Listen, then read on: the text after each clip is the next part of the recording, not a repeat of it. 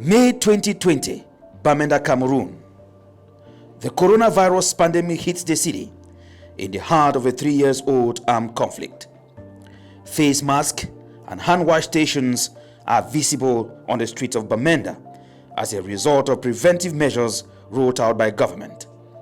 They have been donated or purchased by individuals for public or private use. In that kit, we have a liquid hand wash, we have the sanitizer, hand sanitizer, we have a small pamphlet that is for kids.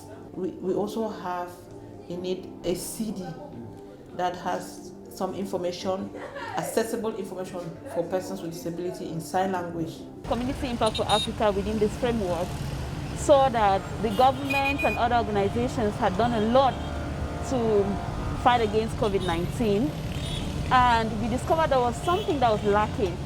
Persons with disability were kind of excluded, they were not included in this fight. So CIFA thought it wise that we could do something that's adaptive. So we actually came out with, we produced an adaptive tool that persons with disability could use to help them wash their hands, that is at ease, and it was actually placed at the Bamenda main market.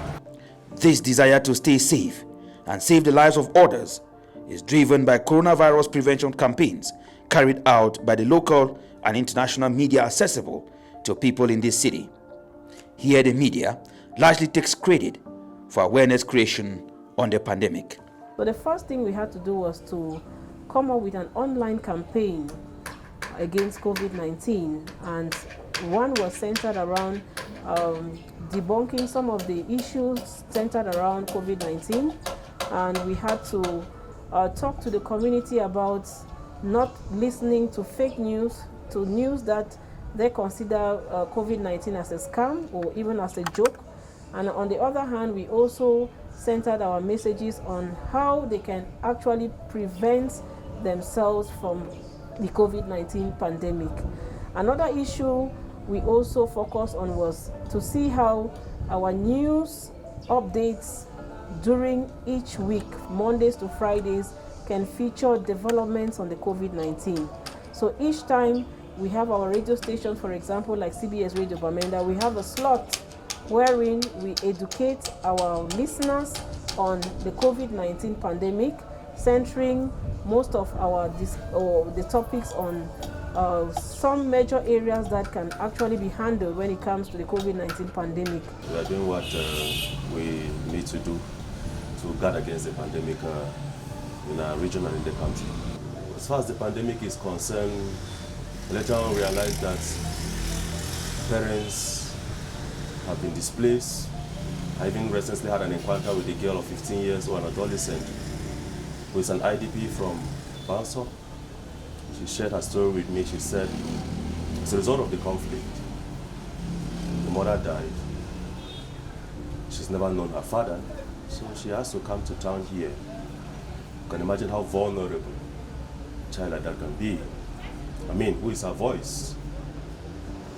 If I am not the voice of that 15-year-old girl, then who tells her that there is a free face mask distribution here? Who tells her that this is what you ought to do? I mean, she's battling to survive. She's battling the crisis. She's battling COVID-19. And so the anti-COVID campaign on DEFCAM Radio has been on good foot, and it's been positive. We have special programs that we have designed to educate the people on what COVID-19 is all about and what the government is doing to fight the disease, and also what people can do individually to protect themselves from the COVID-19. This self-evaluation seems not shared by persons living with disabilities, the Bororo minority who speak full day, women, children and right activists, though they admit that some work is done. Well, it's almost at zero, not undermining the fact that as persons with disabilities, we've taken the initiative to promote the voices of persons with disabilities within the COVID pandemic, and it's through that voices that we can see at least some 5% coverage of persons with disabilities have been done. From my perspective as child protection person or child protection worker, I think that children and the media, I would like to say that children have really been grossly left behind when it comes to issues concerning prevention of COVID-19. Children are a very vulnerable group of persons. And one of the things that most people who are fighting to prevent COVID-19 fail to understand is that children constitute a group of persons who are a little bit stronger. They have a stronger immunity. Yet they can carry the COVID-19 and transmit it to adults who will suffer and die, yet the children might be asymptomatic. And the fact that the media campaigns really do not engage children adequately, it's a call for concern. Visual impairment or disability in particular, these are a category of people who listen to the radio very seriously, and even the television. Yeah, no, I don't see, but I listen to television channels very well. So I find them at home to listen to the radio, to listen to TV channels, and even to follow social media as well. When I listen to the media will tell me, the media has been talking about the strategic places where they have placed sanitary kits for people to be using. Yeah, and when they tell me, I know. So in a nutshell, the media has been very helpful to me because most of the information I've been getting is through the media. Most of them, no, most of the radios, I will not say all of them. There are some which I very much hold in high esteem. Permit me not call names here so as to make others feel embarrassed. But you, the radio station, you know you are not accessible to persons with disabilities. You have to work hard. No, most of them are not very accessible because when you go there, you don't find ramps. Most often we see elderly people, and that is why we think that the younger people need to really be involved because they are ignorant and they can easily be carried away by their peer influence. So we need more of the girls, more of the women to be involved in the fight against COVID-19. I also do understand that there are a lot of media outlets that are talking about educating people, creating awareness on this COVID-19 in different dialects, English, Pidgin, and others. But to the best of my knowledge, I'm not sure there is one program in the Mbororo dialect, I call it the full day, that is destined to reach the population of the Mbororo people that is not less than 100,000 people in the Northwest region. So I want to believe that the information about COVID-19, formal information on COVID-19 is not adequately reaching the Mbororo people.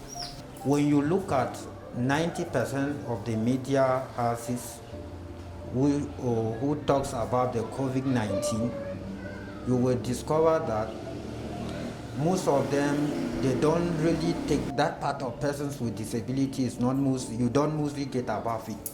And that's why I say fairly, because if wishes were horses, I would rather love that every day we should talk more in those media houses about persons with disabilities, because those are a group of persons that are highly vulnerable to this pandemic.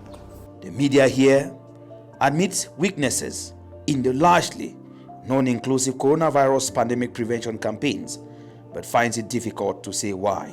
It's actually challenging, given that we have to work with people who sometimes are not really taken into account whenever certain things are done, especially in the context of the fight against COVID-19.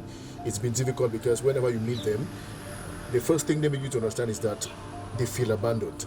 They don't feel included in the whole fight, and you need to really make them to understand that maybe it's because those who are actually at the forefront of the fight against COVID-19 don't really understand that they need to also bring them in. So trying to make them understand that way is also a challenge. If you look at the campaign against COVID-19 and other things that are happening in the country, you realize that these set of people, the minority groups, they're not really into the fight. They've not really been brought in.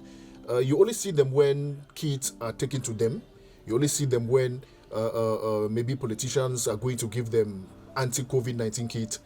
But to really say they are into the fight, to really sensitize them, to really make them feel like they own the fight against COVID-19, not really owning, but to really make them feel like they are also at the forefront as far as the fight is concerned, it's a problem. It's really, they don't really feel that way. Media houses too, how many media houses have produced programs that really have to do with this group of persons, that's the minority ones as far as Cameroon is concerned, to really see themselves, engage in the fight against COVID-19. We make sure that the program includes everybody, be it women, men, people with disabilities. We make sure that everyone has a chance to use the airspace to educate the population on not only coronavirus but other societal issues that we need to handle.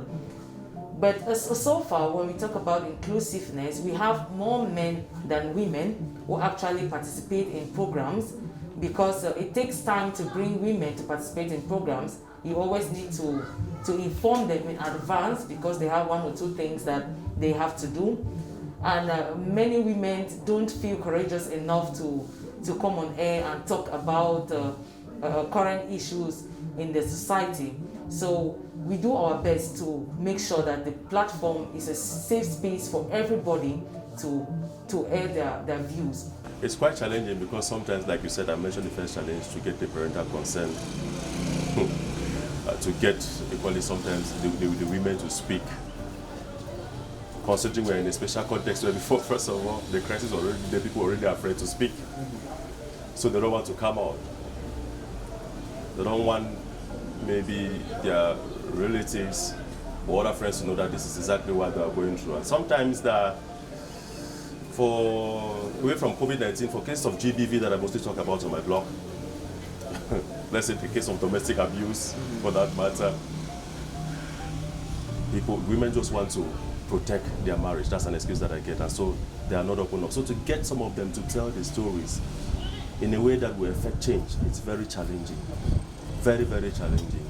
I remember one time I was struggling to get the Northwest representative of the International Federation of Female Lawyers, Barrister Tamon Oliver. I'm sure you know her very well.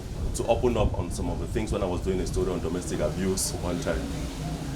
And she promised keeping me in touch with some of the women so that they can speak for themselves maybe in the presence of a lawyer. She thought that they would speak better. But then it took about 4, 5, 6 days before we could get one to open up. So that is how challenging it can be, which means that you are unable to deliver some of the stories on time. You're able to tell some of the stories on time, since news stories so has to do with time.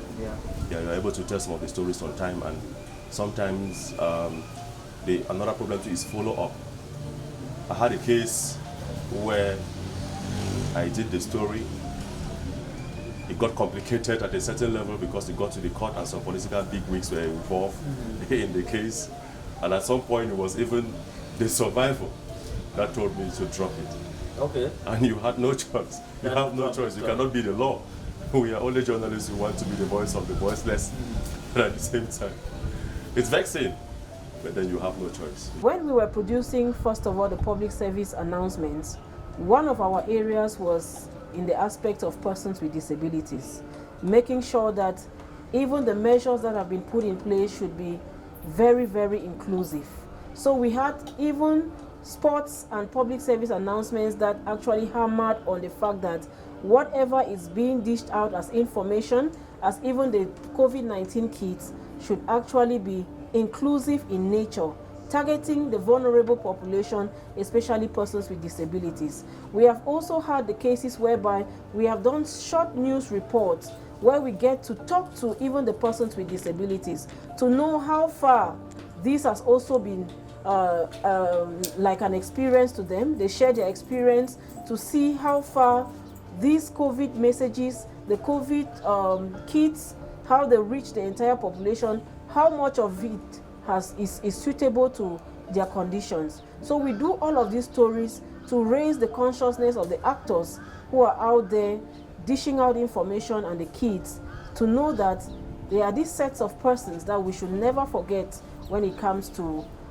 information and actions on the COVID-19 pandemic. One of the areas where we are found lacking is in the message that are tabled to meet the needs of the community. And when we evaluate the concerns towards persons with disabilities, the percentage is really, really low.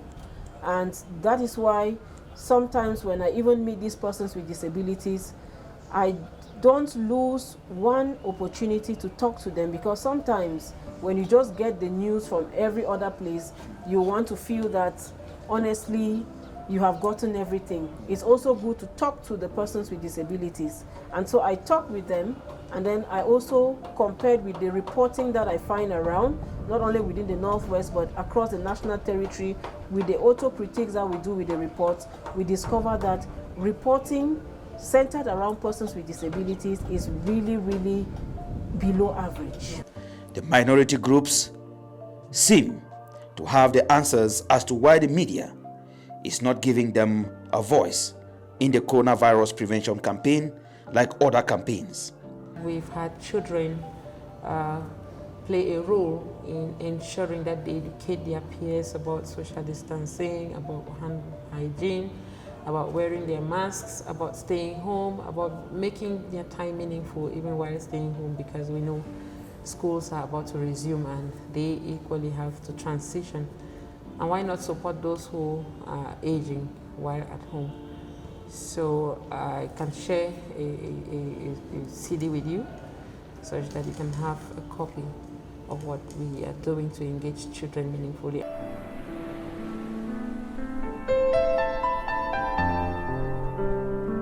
COVID-19 parenting tips. Can't go to work, schools closed, worried about money. It is normal to feel stressed and overwhelmed.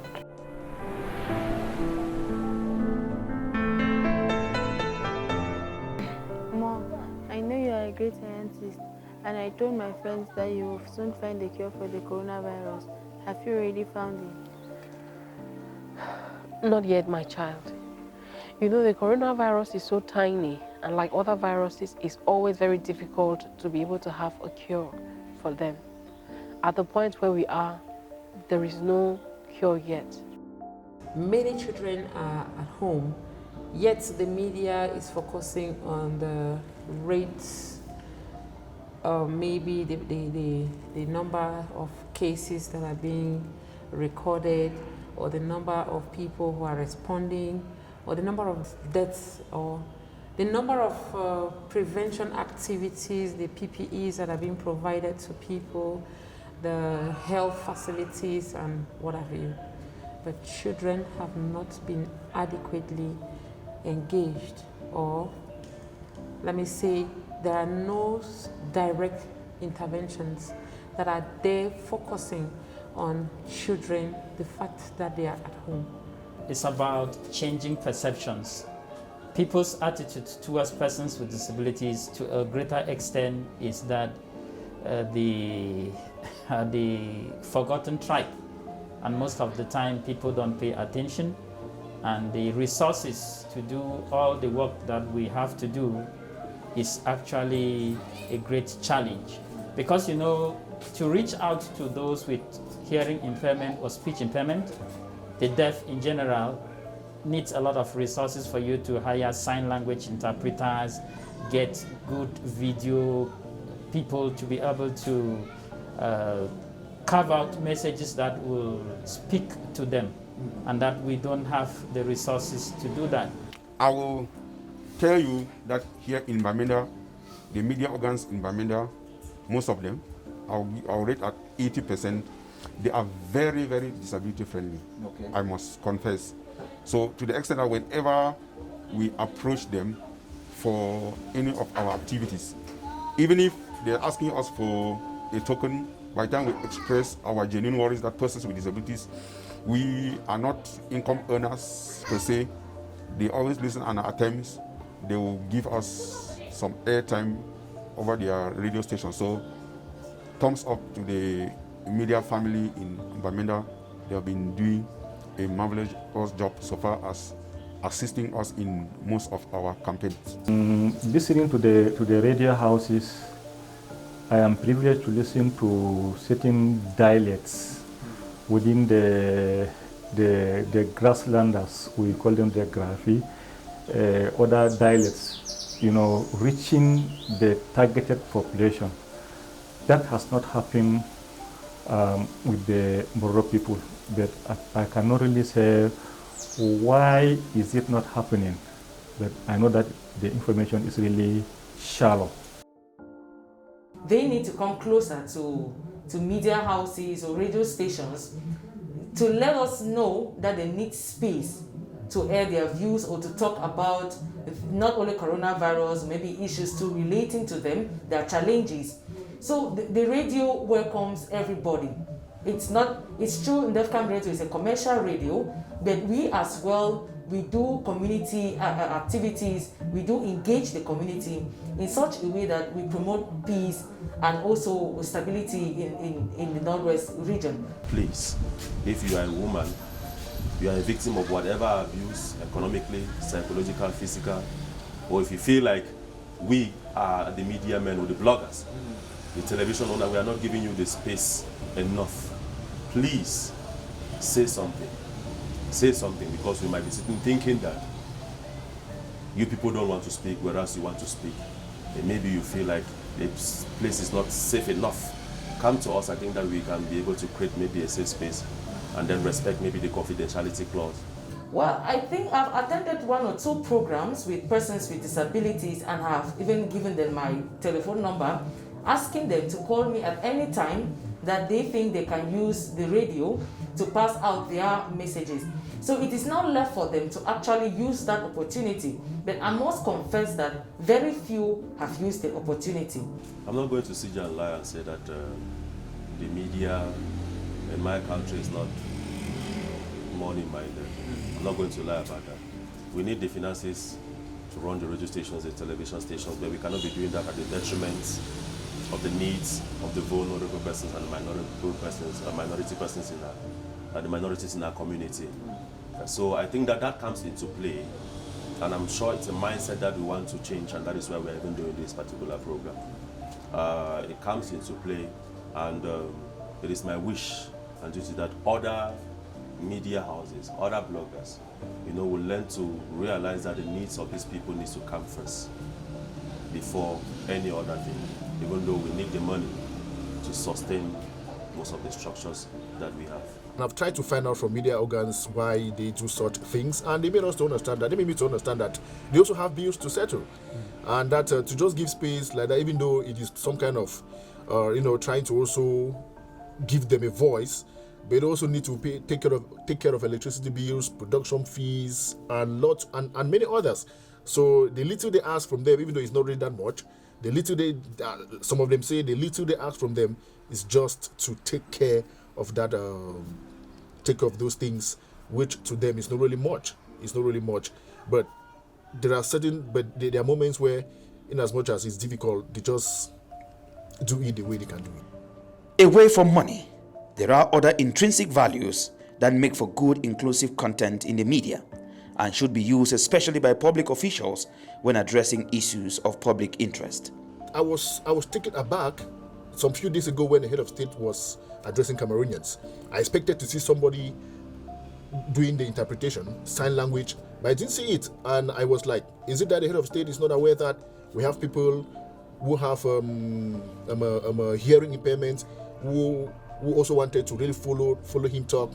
And it was not really okay by me. The minority voices are demanding inclusion with proposals, and the media is ready to go along.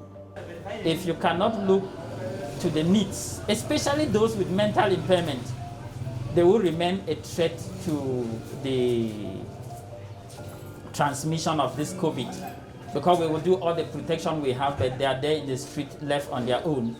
And if, as individuals and the state in general, don't do something to contain these people, we will fight a relentless fight that will not have an end if their priority needs are not taken care of. I've not seen children talking about COVID-19 on radio or on TV. We want to think that children too are part of the vulnerable population, and I want to believe that we need to take the vulnerable population in general in our reporting. We are ready to hold the hands of our partners, be it the borrowers, be it persons with disabilities, whoever is out there who is ready to fight the coronavirus or any other societal issues. We are ready to work with them.